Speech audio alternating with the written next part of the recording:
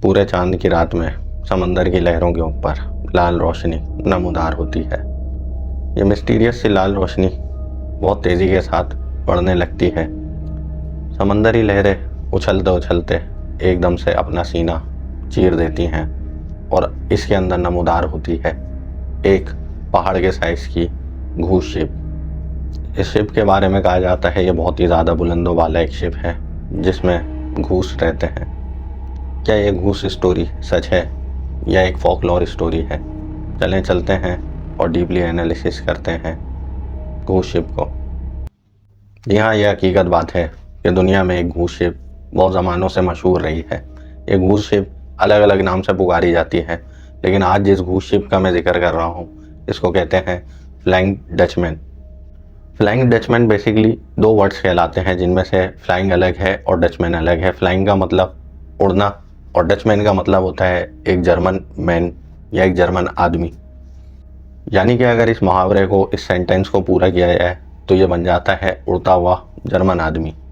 इस शिप का नाम फ्लाइंग डचमैन क्यों है ये मैं आगे चल के आपसे जिक्र करता हूँ। इसके अलावा इसकी जो मिस्ट्रीज़ हैं ये भी हम एक्सप्लोर करते हैं।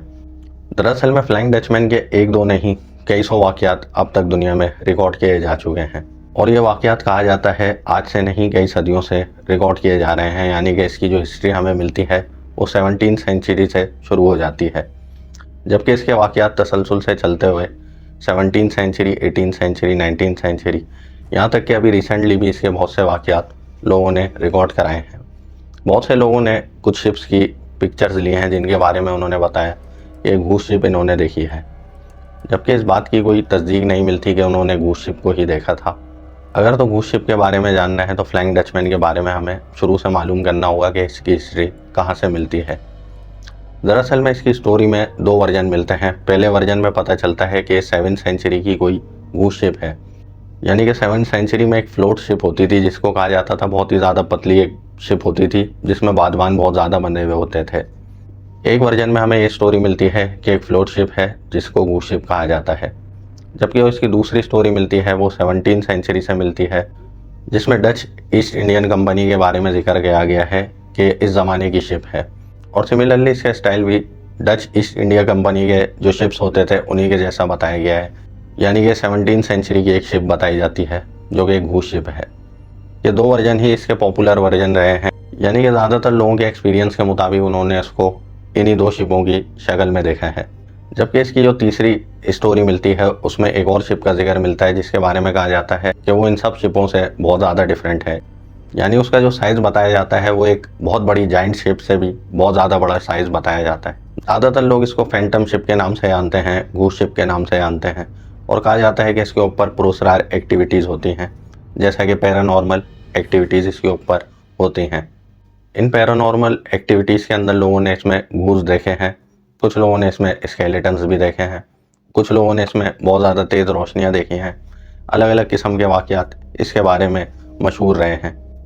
इस शिप के बारे में कहा जाता है कि इसको एसोसिएट किया जाता है बर्नार्ड फॉक से। बर्नार्ड फॉक जो कि 17वीं सेंचुरी में डच ईस्ट इंडिया कंपनी के लिए काम किया करते थे और ये बहुत ज़्यादा माहिर कैप्टन थे उस वक्त के लोगों के मुताबिक इनकी जो शिप की स्पीड होती थी वो बहुत ज़्यादा तेज़ होती थी। लोगों के मुताबिक इतनी तेज़ शिप उस दौर में कोई नहीं चला सकता था, यानी कि उनके मुताबिक ये हवा में अपनी शिप को उड़ा रहे होते थे। कैप्टन बर्नार्ड के बारे में जो वाक़यात मिलते हैं वो बहुत ज़्यादा मिस्टीरियस रहे, जिससे पता चलता था कि वो इन शिप्स को हवा के अंदर उड़ाते हुए ले आते थे, यानी कि बहुत तेज़ी से सफ़र करते थे। इनकी इस तेज़ रफ्तारी के सफ़र की वजह से लोगों ने इनको अलग अलग नाम से पुकारना शुरू कर दिया था, जैसे इनको डेविल कहा जाता था। लोगों के मुताबिक ये कोई इंसान नहीं था, ये कोई डेविल था जो इतनी स्पीड से शिप को चलाता था। जबकि एक स्टोरी के मुताबिक बर्नार्ड को ही बेंजामिन ब्रिजमैन कहा जाता था जो कि एक मशहूर पायरेट रहा था। यानी कि उस वक्त के लोगों के मुताबिक बर्नार्ड को ही बेंजामिन ब्रिजमैन इसलिए कहा गया था क्योंकि जो बर्नार्ड की स्पीड थी शिप चलाने की वो बहुत ज़्यादा तेज़ थी। सिमिलरली जो बेंजामिन ब्रिजमैन था उसके बारे में भी कहा जाता था कि जब वो अपनी शिप लेकर आता था तो बहुत तेज़ी से अपनी शिप्स लेकर आता था और बहुत तेज़ी के साथ ही वो लोगों को लूट लिया करता था। यानी कि उस वक्त के लोगों के मुताबिक ये बर्नार्ड की ही शिप है जिसको घूस शिप कहा जाता है और ये कर्स शिप कहलाती है। कहा जाता है जो इस शिप के ऊपर क्रू मेंबर्स से उनसे एक वादा लिया गया था जिस वादे के मुताबिक वो उसकी खिलाफ वर्जी नहीं कर सकते थे, यानी उस वादे को तोड़ नहीं सकते थे, और वो वादा कहा जाता है कि कभी भी वो इस शिप से अलग नहीं होंगे। और यही बात हमारे को मिलती है घूस शिप के अंदर। कहा जाता है कि ये 7 समंदर में काफ़ी मकामात पे नज़र आ चुकी है, यानी कि ये समंदर में ही सफ़र करती रहती है और कभी किनारे नहीं लगती। कभी भी इसका कोई साइटिंग का वाक़या किसी किनारे पे नहीं मिला। यानी ये एक ऐसी शिप है जो कि बीच समंदर में तैरती हुई लोगों को नज़र आ जाती है। अगर हम घूस शिप के साइटिंग के वाक़यात के ऊपर आ जाते हैं तो इसकी काफ़ी मरतबा साइटिंग लोगों ने की है, जबकि जो इसकी मशहूर साइटिंग रही है वो 18th सेंचुरी के अंदर किंग जॉर्ज V ने इसको अपनी जागती आंखों से देखा था। किंग जॉर्ज V जो कि अपने एल्डर ब्रदर किंग एल्बर्ट के साथ और अपने ट्यूटर जॉन नील डेल्टन के साथ सफ़र कर रहे थे, वो उस वक्त अपनी एक टेम्परेरी शिप के ऊपर सफ़र कर रहे थे। जब वो बीच समंदर में पहुंचे थे तो उन्होंने देखा कि बहुत दूर से एक लाल रोशनी यानी कि एक सुर्ख रोशनी उनकी तरफ आ रही है। उनके मुताबिक वो रोशनी बहुत तेज़ी के साथ उनकी शिप के पास से होती हुई गुजर जाती है। उनके मुताबिक ये वाक़या इतनी तेज़ी से हो रहा था कि उनको समझ नहीं आ रहा था कि हो क्या रहा है। जब उन्होंने देखा तो वो शिप बहुत तेज़ी से उनके सामने से गुजर जाती है और ठंडा स्टॉर्म की सी कैफियत उस वक्त समंदर में पैदा हो जाती है। किंग जॉर्ज के मुताबिक ये एक बड़ी सी शिप थी जो इनके बराबर में से गुजरी थी और इसके ऊपर अजीब सी रोशनी नमूदार हुई हुई थी। पहले पहले उनको ऐसा लगा था कि कोई आग इस शिप के ऊपर लगी हुई है, लेकिन जब उन्होंने गौर करा और दूरबीन से जायज़ा लिया तो इनको अंदाज़ा हुआ कि वो आग नहीं है, एक अजीब सी रोशनी इस शिप के ऊपर नमूदार हुई हुई थी। ये उस वक्त का बहुत ज़्यादा मशहूर वाक़या रहा था और इस वाक़े के बाद से घूस शिप की जो साइटिंग के वाक़यात थे वो भी बढ़ने लगे थे। यानी कि 1880 के दौर के बाद से ही इसके वाक़यात बहुत ज़्यादा मंजर आम पर आने लगे। सिर्फ किंग जॉर्ज ही नहीं बल्कि बहुत सारे लोगों ने इसकी साइटिंग के वाक़यात रिकॉर्ड कराए थे 18th और 19th सेंचुरी में, जबकि इसके और भी कदीमी वाक़यात मिलते हैं। यानी कि 17th सेंचुरी से भी इसके बहुत सारे वाक़यात इस तरह के मिले हैं जिसमें लोगों ने बताया कि उन्होंने इस शिप को देखा है। जो एक मिस्टीरियस बात इस शिप के बारे में मिलती है वो ये मिलती है कि ज़्यादातर लोगों ने एक लाल रोशनी को अपनी तरफ आते हुए देखा है या किसी ने दूर चमकती हुई एक लाल रोशनी को देखा है। जब ये वाक़यात इतने कंसिस्टेंट और इतने ज़्यादा होने लगे तो लोगों ने इसके बारे में रिसर्च का फैसला करा। इस रिसर्च में कई समंदरों में रिसर्च की गई थी रात के वक्त। मुख्तलिफ मकामात पर इसकी रिसर्च हुई लेकिन कभी कोई एविडेंस घूस शिप का नहीं मिल सका। लेकिन उस वक्त के रिसर्चर खाली हाथ नहीं आए थे, उन्होंने इसका सोल्यूशन निकाल लिया था। यानी कि उन्होंने अपनी एक रिसर्च रिपोर्ट तैयार करी थी इस घूस शिप के बारे में कि घूस शिप की साइटिंग लोगों को क्यों होती है और किस तरह से होती है। जो लोगों को इसकी साइटिंग होती है इसके बारे में उन्होंने जो प्रूफ दिया था उसका ताल्लुक था सुपीरियर मिरर एजिस से। यानी कि उनके मुताबिक ये एक ऑप्टिकल इल्यूजन होता है, लोगों को नज़र का धोखा होता है लोगों को, जो एक घूस शिप इनको नज़र आती है। उनकी रिसर्च रिपोर्ट के मुताबिक घूस शिप का कोई वजूद दुनिया में है ही नहीं। लोगों को जो दिखता है वो उनकी आंखों का धोखा होता है, उनकी नज़र का धोखा होता है, एक इल्यूजन होता है। उसके लिए इन्होंने भरपूर एक्सप्लेनेशन के साथ एक एक्सपेरिमेंट भी करके लोगों को दिखाया, जिससे उन्होंने बताया कि इल्यूजन किस तरह से लोगों को होता है। जब समंदर में तारीकी होती है यानी कि बिल्कुल सन्नाटा छाया हुआ होता है और समंदर बिल्कुल पुरसुकून होता है, उस वक्त पूरे मून की लाइट के अंदर एक रोशनी समंदर के ऊपर पड़ रही होती है। जब दूर से उस रोशनी को देखते हैं तो वो एक ब्लरी इमेजेस क्रिएट कर रही होती है। जैसा कि उन्होंने उसके लिए एग्जांपल दी एक जग में पानी भरने के बाद। उन्होंने बताया कि जग में अगर पानी भर जाएगा तो उसके अंदर से अगर दूसरी तरफ देखा जाए तो जो इमेज बनती हैं वो ब्लरी इमेजेस कहलाती हैं। सिमिलरली उन्होंने अपनी जो एक्सप्लेनेशन दी थी उसमें उन्होंने ये बात बताई कि जब पानी के ऊपर मून लाइट पड़ रही होती है तो एक ऑप्टिकल इल्यूजन क्रिएट होता है, जो डिफरेंट लोग भी अगर उसको दूर से देखें तो उनको एक जैसा ही दिखेगा। यानी कि जो उन्होंने रिसर्च रिपोर्ट बनाई थी वो काफ़ी ज़्यादा एक्सप्लेनेशन के साथ बनाई थी और अच्छे एक्सपेरिमेंट उन्होंने पेश करे थे। काफ़ी ज़्यादा लोग इनकी इस रिसर्च से मुतमईन रहे थे और उन्होंने इस बात को एक्सेप्ट भी करा था कि हो सकता है ये ऑप्टिकल इल्यूजन हमारे सामने आ जाता हो।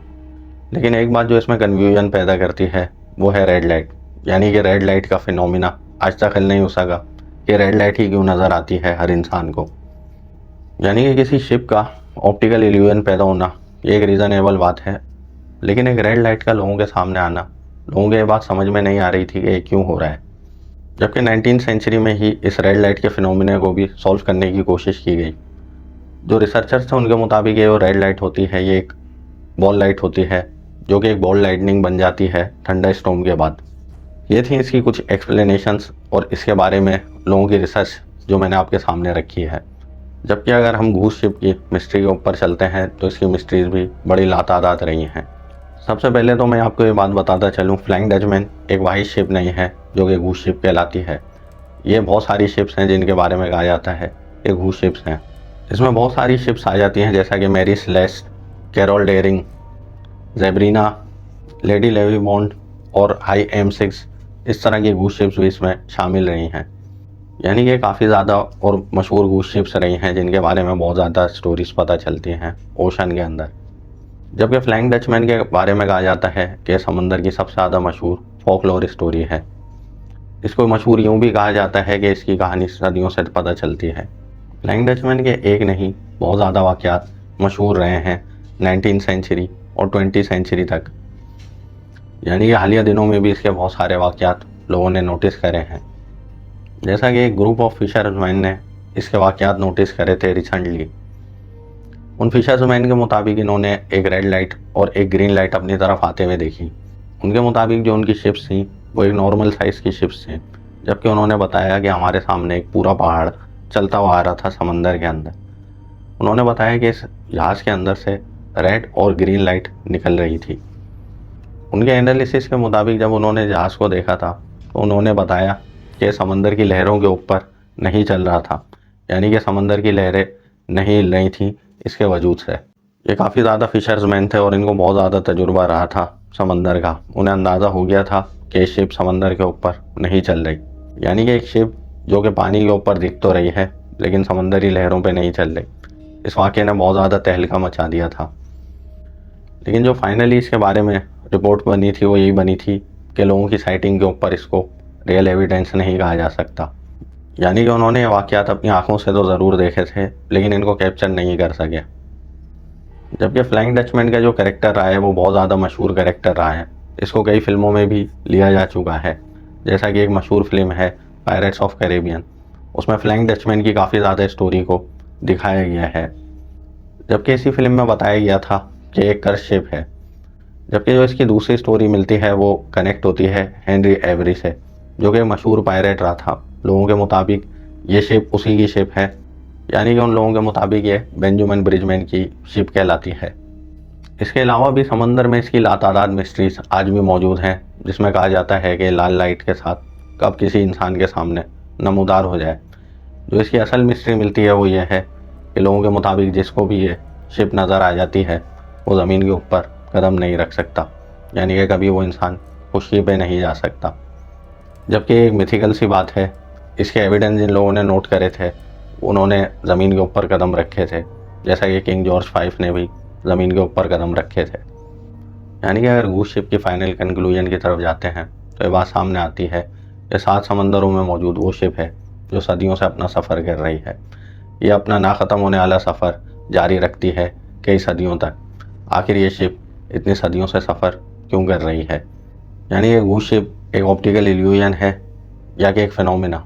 इसकी मिस्ट्री आज तक सॉल्व नहीं हो सकी। जो बात इसके सामने आती है वो यही आती है कि कई सदियों से सफ़र कर रही है और न जाने इसका सफ़र और कितना लंबा है। दोस्तों, होप आपको मेरी ये कोशिश अच्छी लगी होगी। अगर अच्छी लगी है तो वीडियो को लाइक करें, शेयर करें, मेरे चैनल को सब्सक्राइब करें, देखते रहें मिस्ट्री मॉन्स्टर।